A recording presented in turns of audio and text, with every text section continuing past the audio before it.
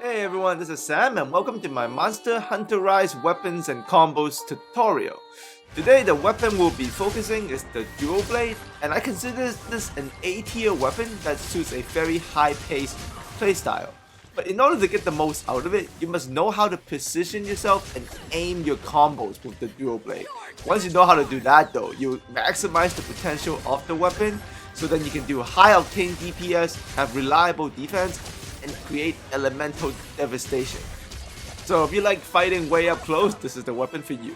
So if you want to see other weapons in this game, make sure to click on the card above or the link below for my playlist on tutorials I have made on every weapon for this game all year long.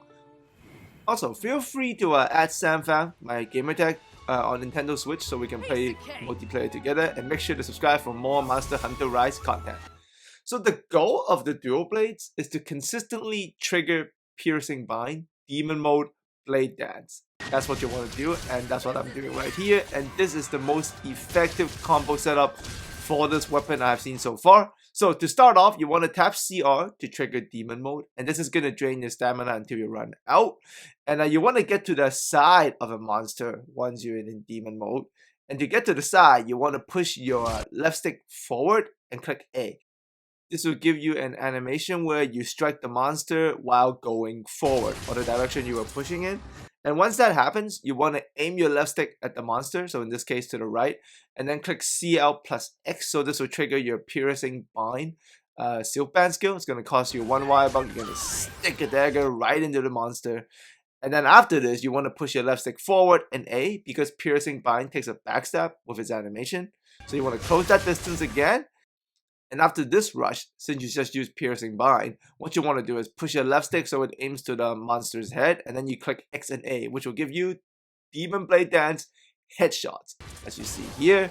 And because the Piercing Bind is stuck in the monster, what that does is every hit you do while the bind is in the monster, you're going to trigger bind to do damage. And it also ends with explosion damage, depending on how many times you hit the monster. The more you hit him, the bigger that explosion damage, like you saw just there. So with the Dual Blades, you pretty much want to bind as much as possible. So after the bind, then your job is to focus on Demon Dance aim after every rush. So you can see me here bind the monster again, do that first rush, and now I gotta aim my Demon Mode Blade Dance. So left stick forward, X and A. That gives me my Blade Dance animation, and during it I cannot move. The animation is gonna play out. Once it's over, I'm gonna rush alongside again in Demon Mode A, and then now the left stick back and X plus A because the monster's behind me. Watch me turn and then go to my Demon Mode, which is a set animation that I cannot move out of. But after it, if I aim well, I can bind again, and then I go straight for the body again, and then once again aim my Demon Blade right in the head using Rush to close the gap, because you're going to be right up close to do everything with the Dual Blades, right? Piercing Bind has no range. Blade Dance barely has any range, so make sure you use A a lot to rush in and close the gap.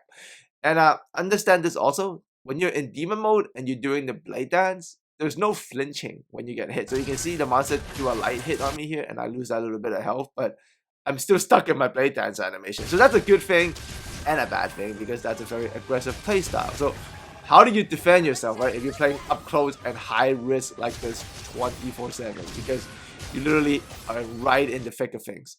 So to do that, you're going to use your other Silkbind skill, and that's CL plus A, which is the Shrouded Vault. And what it really does is just a defensive counter where you rush forward, and if you time it against an enemy's attack, it's going to counter the attack and rush along and do damage along the side of the monster again, much like the Lunge Strike you've been doing. And obviously that goes right back into Demon Mode Blade Dance. And another one you can do is a Airborne Demon Blade Dance. So how you do this is Weapon Sheath, CL plus X, CR, and then A. So let's take a look at how this plays out. You usually want to start this at the beginning of the fight. So CL plus X to start. That's going to trigger the Wirebuck skill, where you're just going forward, Weapon Sheath. And then once you're above the monster, click CR. That's going to trigger the Demon Mode to open. And once Demon Mode starts, just repeatedly tap A. That's the best way to do it. And if you land on the monster with the A strike, you're going to run along its side, much like the rush, but now you're doing it from the air. And the longer the monster, the better. Now, in terms of your weapon, Make sure you use elemental. One of my personal favorites though is to use the sleep element that comes with your dual blades, because due to the sheer amount of hits that comes from this playstyle, the sleep rate becomes sustainable. Like, you're gonna trigger it a lot. So you can see that I put the monsters to sleep, and usually in every hunt versus one monster, I'll probably put it to sleep at least 3 to 4 times, sometimes 5 if I'm lucky. But you can see if I sleep them, I can bind them and then run through that combo all over again, right? So here's everything combined together. Demon mode, do the rush attack, aim my blade dance to the head as much as I can, do the piercing bind on the head as much as I can, rush in. If they fall asleep, I'm gonna take my time and then stick it right in the head and then go blade dance again. So that's everything put together, and can even barely get hit. So the skill gap in all of this really is in the rush angles and the blade dance aiming that comes afterwards. So make sure you get familiar with it, and I suggest go to practice mode like I did here. You can see the animation play out in detail. So trigger demon mode, that's your CR, and then in this instance I'm pushing my left stick forward and I'm adding A, so that gives me the rush. Now afterwards I'm gonna aim the left stick to the right and click X and A, so that's going to give me the blade dance demon mode to the right, as you can see. And then I'm going to rush out of it. This time I'm going to aim to the left, and you can actually not just aim left, right, or forward. You can even do diagonal aim. So you can see this time I'm coming out of the rush with diagonal aim, so that works too. Now in regards to the piercing bind, it actually has the same mechanic. You still need to use your left stick to aim it, and this has no range. You literally need to be, that's it, that's your range, right? As long as that giant dagger is. So use left stick to the left and CL plus X, so that's a piercing bind straight to the left with minimal range. So because you're also hitting so much and using your daggers quite often, you need to call your buddy when you want to do mobile sharpening. So when you need to sharpen your weapon, call your buddy first, then sharpen like this, so you can sharpen on the run. That's what I do all the time, especially with the dual blades. And here's the rest of the ideal equipment early game for a solid dual blade build. This weapon is very gear dependent because of its nature, so make sure you use the Summoner Kenneth set. So kill that monster as often as possible so you can get the sleep attack helmet. And then in terms of the gauntlets, you also want to run with the Summoner Kenneth, and that's going to give you a Divine Blessing. You can actually get to level 2 with the Divine Blessing if you also put on the Griefs. So that's going to give you 2, which is going to give you a 30% damage reduction. So in case you do get hit because you're right up close there, the Divine Blessing really helps.